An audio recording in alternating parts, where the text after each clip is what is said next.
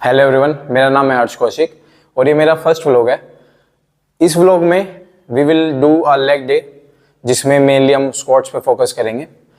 और मेन जो इस वीडियो का पर्पस है वो ये है कि मेरा जो पर्सनल रिकॉर्ड है, जो मेरा पीआर है, इट इज़ 140 kgs और उसमें 1 ही रैप मेरे से मैक्सिमम लग पाया। So I will try to exceed it today, but इतने महीनों से मैंने वो पीआर भी अचीव नहीं करा है। मैं 100 120 पे स्टॉप हो जाता हूँ। बट आज का जो मेरा वीडियो है वो इस चीज़ पे है, क्या मैं अपने साइकोलॉजिकल बैरियर को तोड़ के उस फिज़िकल जो आस्पेक्ट है या फिर जो फिज़िकल बैरियर है मैं वहाँ तक पहुँच पाऊँगा।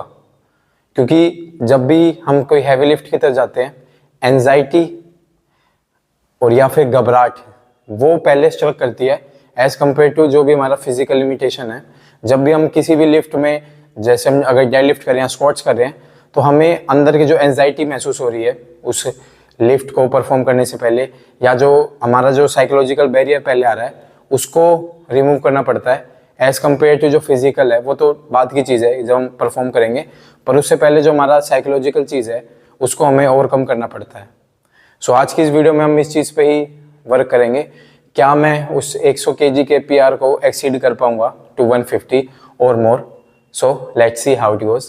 सो यूजुअली सभी लोगों के अपने अलग अलग मोड ऑफ वार्म अप होते हैं। जैसे अभी मैं साइकिलिंग कर, या फिर some people will do active stretching और मोबिलिटी वर्क, और some people just usually take any kind of pre workout which contains caffeine, L theanine, taurine और all this kind of substance जो एक्ट करते हैं एज अ वैसोडाइलेटर। और इनका main काम होता है जितनी भी हमारी ब्लड वेसल है उनका जो साइज है उनको इंक्रीज कर देना, जिसकी वजह से पूरी बॉडी में हमारा ब्लड फ्लो भी इंक्रीज हो जाए और जितना भी हम कोई भी वर्कआउट करेंगे किसी टाइप का उसमें पंप बहुत अच्छी तरह आए और माइंड मसल कनेक्शन अच्छी तरह बने।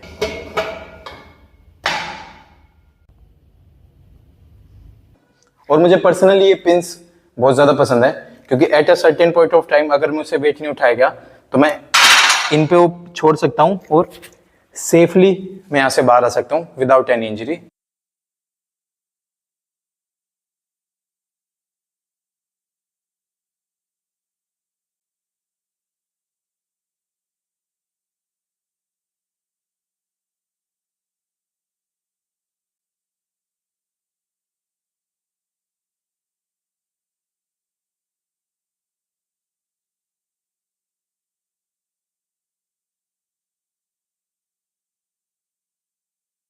सो अभी 100 kgs तक एवरीथिंग इज लुकिंग फाइन।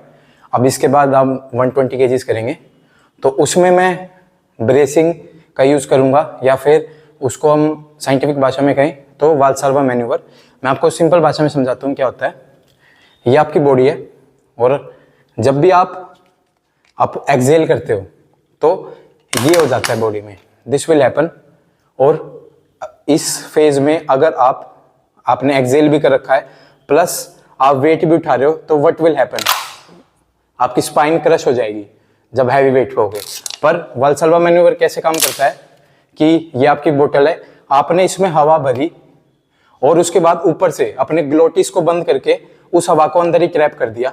और अब हम कितना भी वेट उठाएं, मैं इसमें पूरा जोर लगा रहा हूँ, इट विल नॉट क्रश। और अगर है वेट बहुत ज़्यादा है तो मैं इसके ऊपर अपना बेल्ट पहनूंगा जिसको हम एब्डोमिनल बेल्ट कहते हैं। उससे क्या होगा, एक एक्स्ट्रा लेयर और बन जाएगी।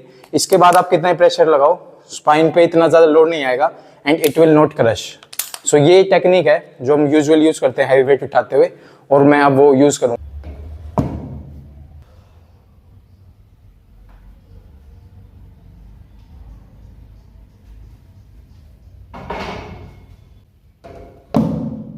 सो now I am going to squat 140 kilos. उसके लिए मैं बेल्ट का ज़रूर यूज़ करूँगा। इसका मेन पर्पज़ यही है कि जैसे मैंने आपको जो वाल्साल्वा मैन्यूवर है जो हम ब्रेसिंग करते हैं, उसके साथ एक एक्स्ट्रा लेयर हो जाएगी जो मेरी स्पाइन को और मेरे इंटरनल ऑर्गन को प्रोटेक्ट करेगी किसी भी टाइप का डैमेज होने से। और क्रूशियल इसमें यह है कि हमेशा एक उंगली का इसमें गैप छोड़िए कि जब आप स्क्वाट्स लगाएंगे तो जब आप इनहेल करेंगे तो आप उस गैप को फिल कर दीजिए। अब जैसे मैंने इनहेल करा और उस गैप को फिल कर दिया, उसके बाद अपने ग्लोटिस को बंद करके हम अंदर ही एयर को ट्रैप कर देंगे, जिससे एक चेंबर बन जाएगा विच विल हेल्प टू अब डू दैट लिफ्ट या फिर हैवी वेट उठाने में।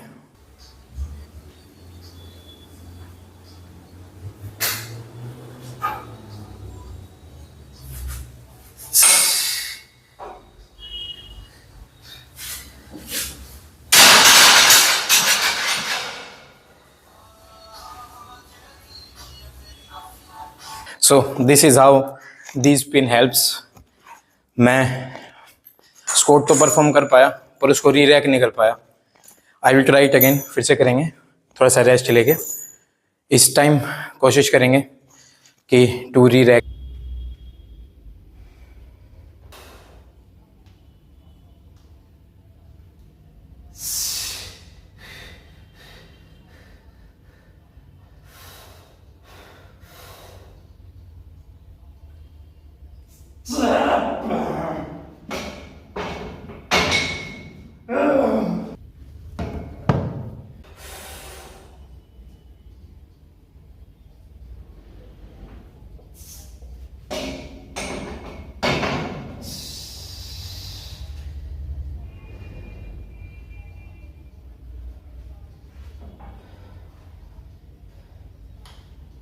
सो at last able to perform 150 kgs।